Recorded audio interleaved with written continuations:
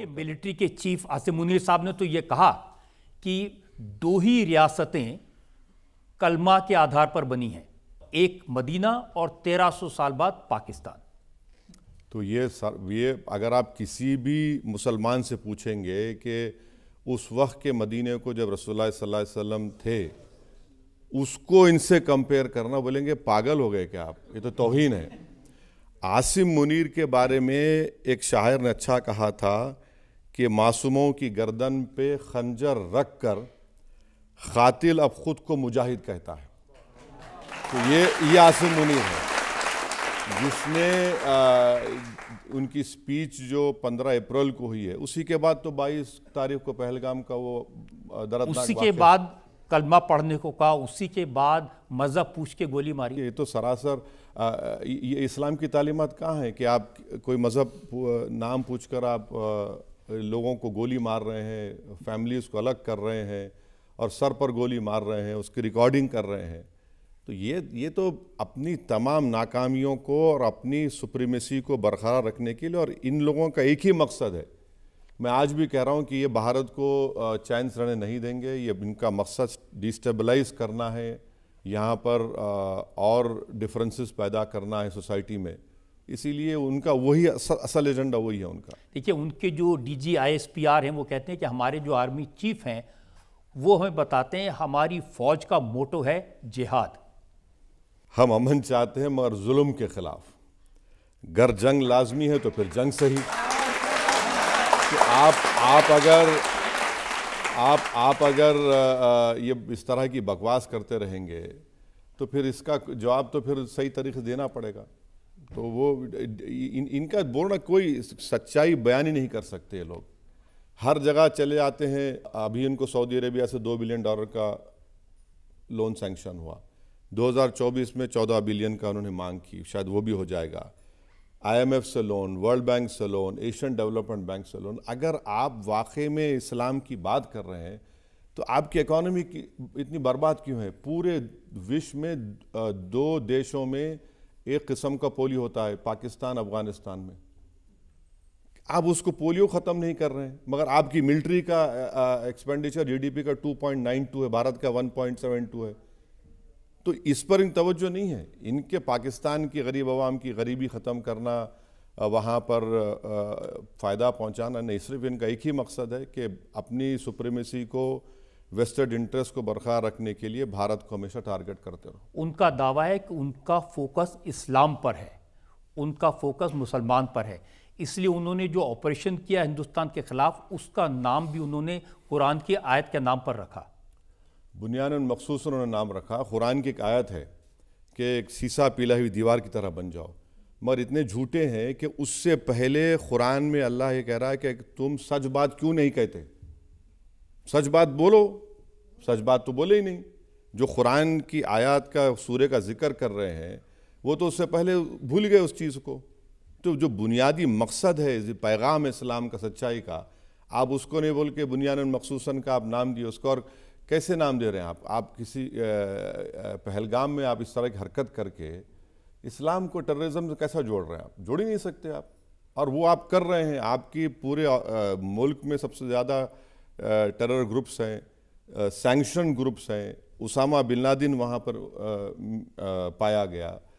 जितने United nation के proscribe terrorist है वहाँ पर है।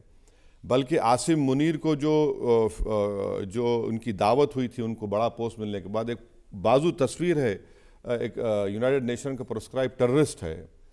हम 9 जगह पर मारते हैं लश्कर के हेडक्वार्टर पर, तो वहाँ पर जो नमाज जनाजा पढ़ाता है वो टेररिस्ट है अमेरिका के लिस्ट में। तो कौन सा आप इस्लाम की बात? लेकिन वो तो कह रहे हैं कि आपने टेररिस्ट के अड्डों को नहीं मारा, मदरसों मस्जिदों को तबाह किया। नहीं, जो 9 मुकामात थे जो यूनाइटेड नेशंस के प्रिस्क्राइब लिस्ट में ऑर्गेनाइजेशन का हेड ऑफिस था, उस पर हमला हुआ। ना मिलिट्री को मारा पाकिस्तान के, ना सिविलियन कोई जगह पे कैजुअल्टी हुई।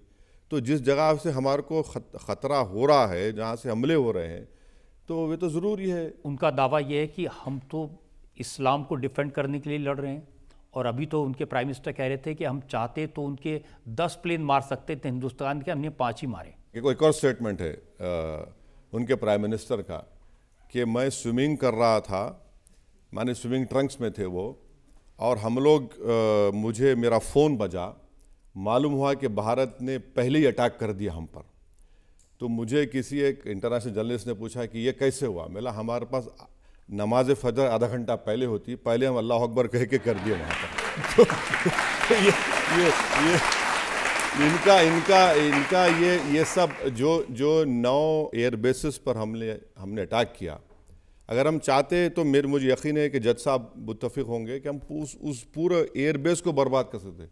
صرف ہم نے رن وے کو نشانہ بنایا، اور نشانہ بنا کر ہم نے کہا کہ بھائی صاحب یہ ٹریلر ہے، سمجھ جائیے. تو وہ کیا. میرا ماننا ہے کہ ہم نے بہترین مؤثر طریقے سے ان کو جواب دیا اور ان کو ایک پیغام مل گیا، اور اسی کے بعد اس لیے ان کے ڈی جی ایم او کو ہمارے ڈی جی ایم او سے بات کرنا پڑا. پبلک میں سے ہم سوال لے سکتے ہیں ایک دو. میرا سوال آپ سے یہ ہے کہ پاکستان ایسا دکھا رہا ہے کہ اس نے جنگ جیت لی ہے، ٹینک پر چڑھ کے نعرے لگا رہا ہے، ایسے لوگوں پر آپ کیا کہیں گے؟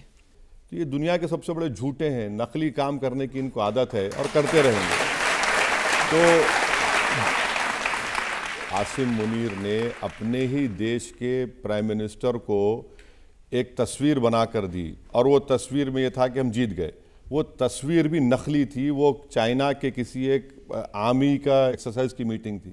تو جو اپنی پینٹنگ کو تک سچ نہیں دے سکتے. خود ان کا پرائم منسٹر کہہ رہا ہے کہ میں سوئمنگ کر رہا تھا اور مجھے معلوم ہوا. 9 ایئر بیس پر انڈیا نے اپنے برہموس میسائل سے ان کو ایک مؤثر جواب دیا. تو پاکستان شروع سے یہی کہتا ہے. تو وہ اردو میں کہاوت ہے، گرے تو گرے ٹانگ میری اوپر.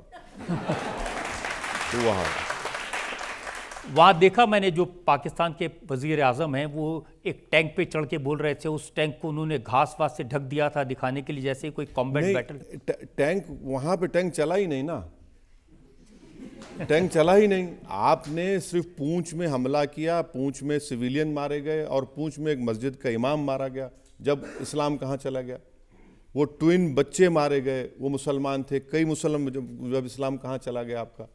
تو یہ تو صرف ڈرامے بازی ہے اور اپنی جنتا کو دکھانے کے لیے. یہ کبھی کوئی جنگ نہیں جیتے ہیں لوگ، نہ کبھی مستقبل میں جیتیں گے انشاءاللہ تعالی. اگر